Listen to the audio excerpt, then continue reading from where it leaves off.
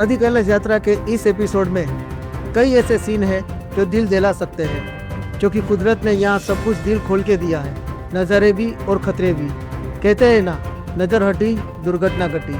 कल रात की एक गलती और पूरा टेंट पानी पानी। सुबह तक हम टेंट बदलते रहे, लेकिन फिर जो नज़ारा सामने आया उसने सब कुछ बदल दिया। जहाँ कल तक सिर्फ पहाड़ थे, आज वहीं बर्फ की चादर बिछी हुई थी। लेकिन असली कहानी यही खत्म नहीं होती। आगे रास्ता बना और भी खतरनाक, संकरी सड़क, नीचे उफनती काली नदी, एक गलत मुंह और सीधा नीचे। इस बीच जैसे ही हम आगे निकले, हमारी गाड़ी का इंजन गार्ड टूट गया। अब सवाल ये था, क्या हम आगे बढ़ पाएंगे या यहीं रुक जाएगी यात्रा। और आखिर में हम पहुंचते हैं एक ऐसी जगह जहां से दो रास्ते निकलते हैं, एक आदि कैलाश और दूसरा ओम पर्वत। हमें इंजन गार्ड रिपेयर करने में किसने हेल्प की? क्यों आदि कैलाश ना जाकर हम ओम पर्वत के लिए निकल गए? क्या हमें ओम पर्वत पे ओम के दर्शन हुए या कुछ ऐसा हुआ जो हमने सोचा भी नहीं था? ये सब जानने के लिए वीडियो पूरा जरूर देखें। स्वागत है दोस्तों आप सभी का यात्रा सीने चैनल में। दोस्तों, कल रात नींद तो बहुत अच्छे से आ गई थी। ट्रेन के अंदर वैसे भी कभी कोई परेशानी नहीं होती है, लेकिन कल रात बारिश बहुत हो गई और मेरे टेंट पे पानी आ गया। दरअसल मेरे पास 3% टेंट है और गलती से ऊपर का जो कवर है वो मैं साथ में नहीं लाया था, वरना ऐसे टेंट में कभी भी पानी अंदर नहीं आता।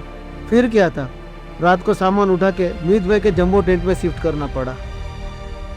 ये सब करते करते 4:30 बज गए थे, लेकिन उस वक्त जो नज़ारा देखा बस मत पूछो यार। सामने की पहाड़ियों पर बर्फ जम चुकी थी। कल शाम तक जहाँ एक भी बर्फ नहीं थी, वहीं रात की बारिश के बाद ऊपर स्नोफॉल हो गई थी और उसी वजह से ठंड भी काफ़ी बढ़ गई थी। लेकिन सच बताओ, मज़ा आ गया। सुबह उठकर ये व्यू देखने को मिलेगा, हमने कभी सोचा भी नहीं था।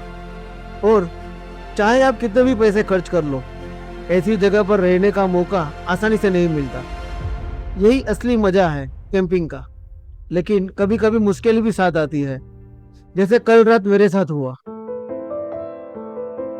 तो हमको लगा बारिश आ रहा है तो थोड़ा सा पानी आएगा, लेकिन जब उठे लाइट किया तो पूरा पानी पानी ही था टेंट के अंदर। और फिर पूरा टेंट हम लोग थोड़ा वेट किया, जब बारिश थोड़ी कम हो गई तो उठा के फिर दूसरे टेंट में डाल दिया। दूसरे टेंट में अभी किया। लेकिन इतना पवन भी आ रहा था कि वो टेंट में भी हमारा जो टेंट था ना, वो थोड़ा खिसक के उस तरफ चला गया। तो फिर हम लोग ने एक्स्ट्रा दूरी वगैरह लगाई 4:30 बजे उठ के। लेकिन 4:30 बजे भी इतना उजाला था, मतलब सुबह हो गई थी 4:30 बजे। 4:30 मतलब पहाड़ों में होता है ऐसा सुना था, लेकिन 4:30 बजे इतना उजाला हो गया था। हमने दूरी वगैरह लगाई, उसके बाद में शूट करना स्टार्ट किया। तो हम लोग ने शूट किया 5 बजे, 5 सवा 5 बजे, लेकिन उजाला हो गया था 4:30 बजे। और एक दूसरे को इतनी, मतलब ग्रुप का यही फायदा है कि एक दूसरे को हेल्प कर लेते करते हैं तो एक दूसरे का हमको अकेले होते तो परेशानी होता। पहाड़ों में कैंपिंग करते वक्त एक बात हमेशा याद रखनी चाहिए, यहाँ मौसम का कोई भरोसा नहीं होता। हर चीज के लिए पहले से आपको तैयार रहना पड़ता है। अभी आप देख सकते हो, हम अपना वॉशरूम टेंट सेटअप कर रहे हैं और अचानक से चारों तरफ बादल छा गए। कुछ ही मिनटों में पूरा कैंप सेट बादलों के बीच घिर गया।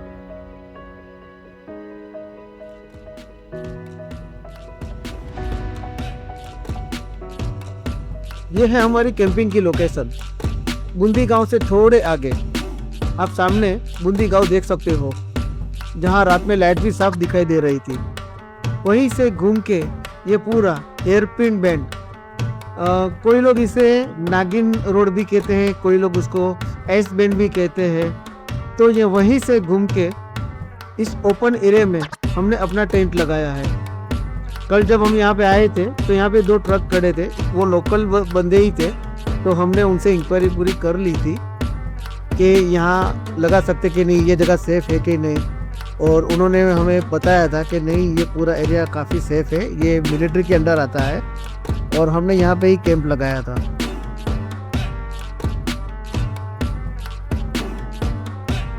और अब आप देख सकते हो पूरा माहौल कितना शानदार है। ऊपर स्नोफॉल माउंटेन, जहाँ सूरज निकल चुका है, लेकिन यहाँ तक उसकी किरणें आने में अभी वक्त लगेगा।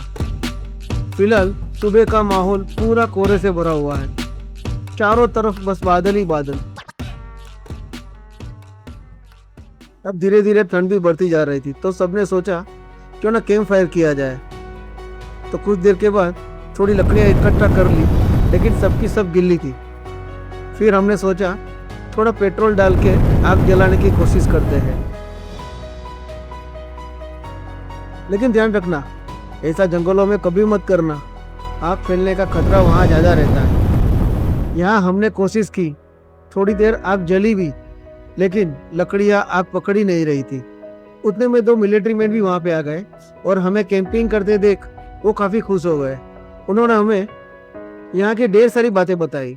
चलिए उनसे बात करते हैं। अंदर की तरफ या दाल की तरफ, ताकि मिट्टी में पानी रहता तो मिट्टी में ही रहता। सही बात है। आप में उसमें नहीं जाता। हमारा फर्स्ट एक्सपीरियंस है बारिश अपने बारे में ऐसे सीखता है बंदा। ऐसे सीखते। जी जी नमस्ते नमस्ते। ये बच्चों को बोलना, ये बिल्कुल खड़ा है नीचे। हाँ देखा हम लोग ने। हाँ, ये कहीं उनको नहीं छोड़ रहे कहीं जाना है तो ध्यान रखना। ये काली नदी है जो ये आ रही है। अच्छा ये काली नदी हाँ, है। काली नदी है, पार नेपाल है। हाँ ये पूरा नेपाल का अच्छा एरिया। ये पूरा ये पहाड़ भी सामने भी नेपाली है। हाँ, ये अच्छा काली नदी जो है वो नेशनल बॉर्डर ही है ना? बॉर्डर ही है। हाँ, नीचे से आप आ ही रहे हैं उसको हाँ। लेके साथ में नदी को। वो ये पार ये नेपाल है, पूरा नेपाल का है, और ये इस साइड हमारा है। अच्छा लिपू लेक पास जाने नहीं दे रहे ना अभी? नहीं अभी ये रास्ता अभी ठीक है। हाँ, मतलब अभी हो भी जा पा रही, लेकिन बड़ी मुश्किल से वहाँ ऑक्सीजन की बड़ी प्रॉब्लम है। चलो ठीक है सर, है ना? जी सर। ठीक है। Jain sir, Jain sir, thank you sir. Thank you. कुछ देर बाद बादल भी हट गए, तो हमने सोचा चलो एक ड्रोन शॉट ले लिया जाए। आप भी हमारे साथ इन खूबसूरत वादियों का आनंद लीजिए।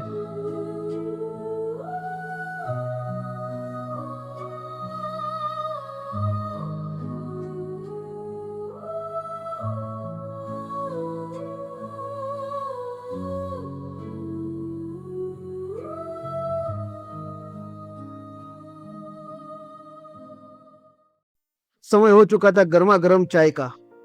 ऐसी ठंडी में चाय का मजा ही अलग होता है।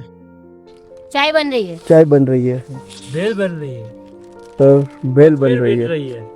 ईद बातारी खुद कर रही है। जिंदगी में पानी नहीं भर रही है, बट यहाँ पे सब कर रही है। किचन सेटअप खुल गया था हमारा, और दूध की जगह पे मिल्क पाउडर का इस्तेमाल किया। ऐसी जगह पे सुबह सुबह चाय पीना, नाश्ता करना एक अलग ही एक्सपीरियंस है। हिमांशु भाई, कैसा लग रहा है खूबसूरत वादियों में खाना, नाश्ता, ब्रेकफास्ट? अमेजिंग। मतलब सोचा नहीं था कि ऐसा सब एक्सपीरियंस मिलेगा। मुझे मजा आ गया। ऐसे वादियों में नादा, ये देखो वादियों की फ्रूट्स भी आ गए। वाह मतलब सब है अपने पास। क्या नहीं है? क्या चाहिए और क्या चाहिए? और क्या चाहिए? ऊपर वाला छपी देता है, छप्पर टप्पर फाड़ के देता है। काला बरसात भी आगे रनिंग कर रहा है बस। अरे जरूरी भी है, या नीचे भी जाना छप्पर सारी मटेरियल पर। चलिए आप भी हमारे साथ चाय, खाकरा और फाफड़ा का एंजॉय करते हैं। वैसे गुजराती लोग जहाँ होते हैं वहाँ खाकरा और फाफड़ा तो होता ही है। और मीत भाई, बहुत बहुत क्या लग रहा है? बहुत मजा। मैं बोल रहा हूँ यहाँ पे आने के लिए किस्मत चाहिए, बहुत बड़ी किस्मत चाहिए भाई, क्योंकि मेरे पास तो है, हम सबके पास है। लास्ट मोमेंट सीधा चलो, दिखती। नसीब के साथ साथ गट्स भी चाहिए। एग्जैक्टली। अगर कोई ऐसा बोले कि चलो तो चलना होता है, फिर ऐसा नहीं होता है कि चलो सोते वहाँ ठंड नहीं होगी, वहाँ ये नहीं होगा, अब कल बारिश क्या आई। क्या लेना होगा। थोड़ा That is not possible. थोड़ा जलना भी पड़ा, पर मजा भी आया। थोड़ी ही देर में लेडीज ग्रुप ने पकौड़ा बनाना शुरू कर दिया। प्लान था यही लंच करके आगे निकलेंगे। और जरा सोचो, ऐसी लोकेशन और सामने गर्मा गर्म पकौड़े, बस मजा ही मजा।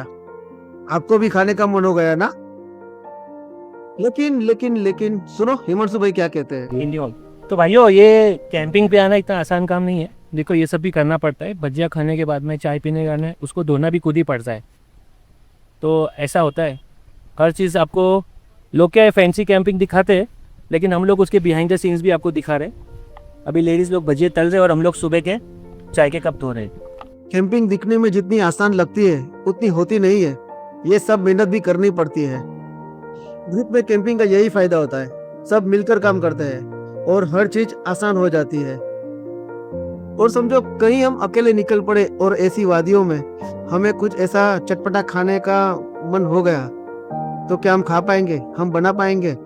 जवाब हम सबको पता है क्या होगा। इसी दौरान एक और ग्रुप वहां आया, कुछ गाड़ियां और बाइकर्स जो हाल ही में आदि कैलाश से लौटे थे। हमने उनसे रास्ते की जानकारी ली क्योंकि हमें आदि कैलाश के रास्ते के बारे में काफी डराया गया था। उनसे बात करके हमें थोड़ी तसल्ली हो गई कि हम राइट ट्रैक पे हैं। थोड़ी देर में हमने पेट भर नाश्ता किया और निकलने से पहले पूरी कैंप साइट साफ की। याद रखना, नेचर में जब भी जाओ लेकिन कचरा कभी भी मत छोड़ो। तो चलिए दोस्तों, अब सफर को आगे बढ़ाते हैं और गुंजी की ओर निकलते हैं।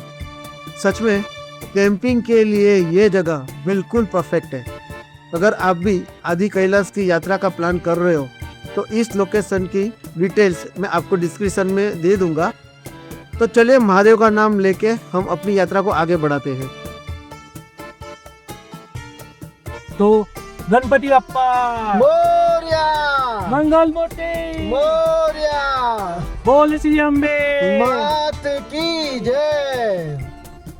नमः पार्वती पते हर हर महादेव।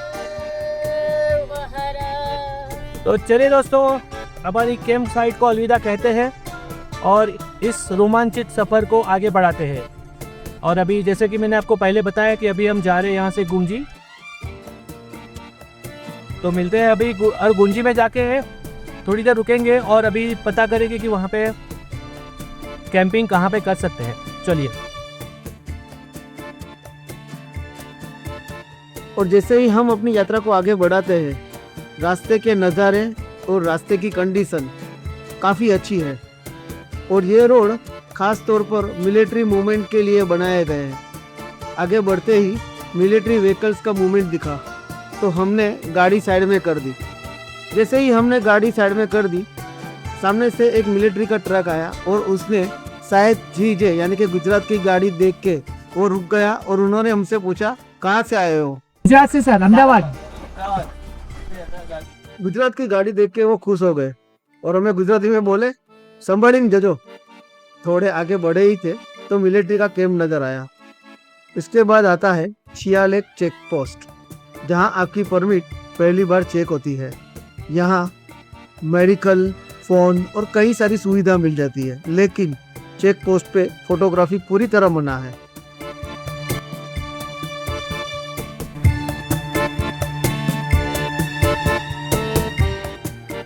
जैसे ही हम चेक पोस्ट से आगे बढ़े, फिर से शानदार नज़ारे सामने आने लगे।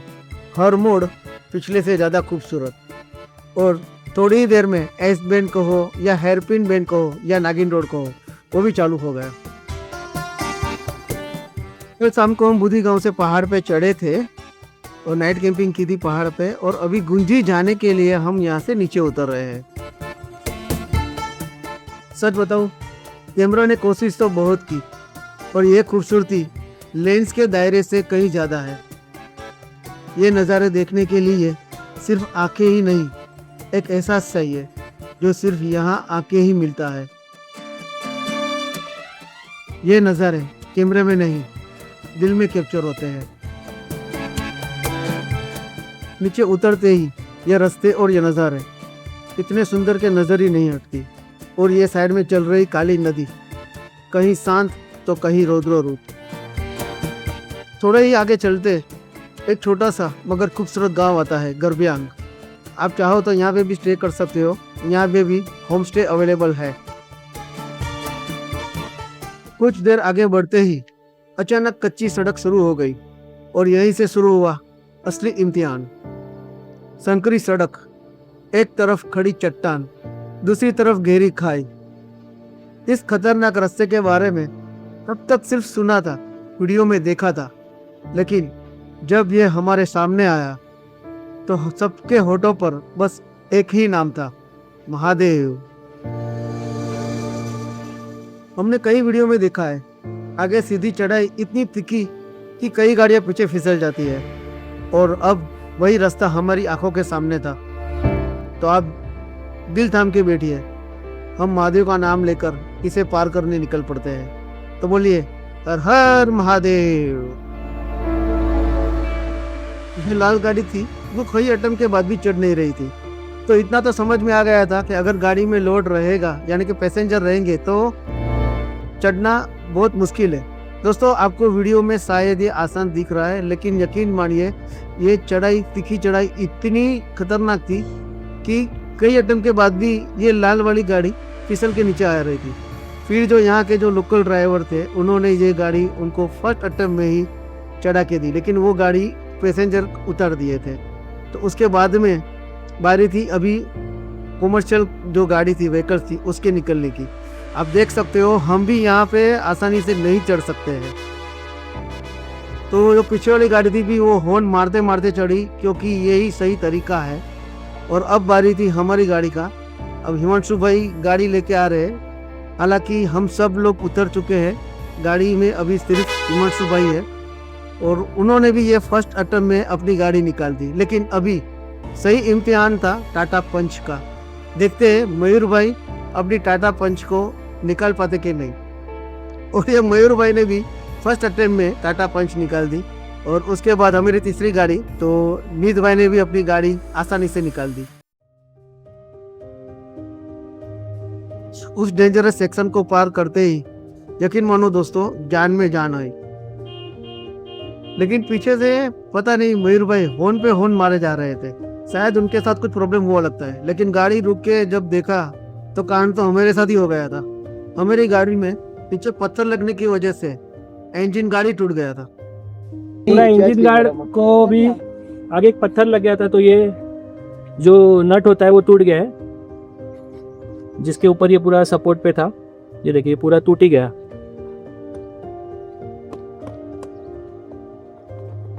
उसका आधा टुकड़ा अंदर फंसा हुआ है, तो भी दूसरी साइड का नट निकाल दिया है। ये सब के लिए भी तैयार रहना पड़ेगा। तो देखा आपने वो डेंजरस जो जोन था, जो सेक्शन था, वहां पे पत्थर लगने से इंजन गार्ड टूट चुका है। सबसे बड़ी बात वो प्लास्टिक का बना हुआ था। जो खुद कमजोर हो वो इंजन को क्या बचाएगा। फिलहाल उसे निकाल कर रख लिया और अब प्लान है गुंजी जाकर मैकेनिक ढूंढना।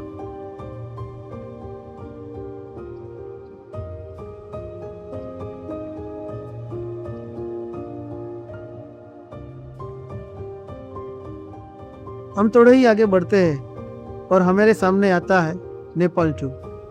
ये नेपाल चू एक होम स्टे है और इसके बारे में हमारे ग्रुप ने कई लोगों ने बताया था कि एक अच्छी ठहरने के लिए जगह है। लेकिन आप जानते हो हमारा ज़्यादातर कैंपिंग का प्लान रहता है। कुछ बाइकर्स भी है, देखिए वो लोग यहाँ पे स्टे करते हैं, तो खाने पीने की भी अच्छी सुविधा है यहाँ पे। और जो आप सामने जो पहाड़ का जो देख रहे हो, जो पिक देख रहे हो, वो नेपाल के अंदर है। चलिए आगे बढ़ते हैं। अब हम वो ब्रिज पे पहुंच गए जो गुंजी को जोड़ता है और वो नीचे आप जो देख रहे हो वो काली नदी है। और अब यही रास्ता से अब हम जाएंगे गुंजी और वहां से आदि कैलाश पर्वत की ओर। लेकिन वो पार करते ही एक और आखिरी चढ़ान आ गई थी। हालांकि वो डेंजरस सेक्शन पार करने के बाद ये सब थोड़े से हल्के लग रहे थे। आपको वो डेंजरस सेक्शन कैसा लगा था कमेंट बॉक्स में जरूर बताइए। जैसे ही हम आगे बढ़े आप देख सकते हो यहाँ हम गुंजी पहुंच चुके हैं और राइट से जो रास्ता जाता है वो जाता था ओम पर्वत और लेफ्ट की ओर जाएगा आदि कैलाश। तो हम पहले चलते हैं आदि कैलाश पर्वत की ओर। लेकिन उसके पहले हम जा रहे हैं नाभी गांव, क्योंकि हमें वहां पे अपनी कार का इंजन गार्ड बनवाना है।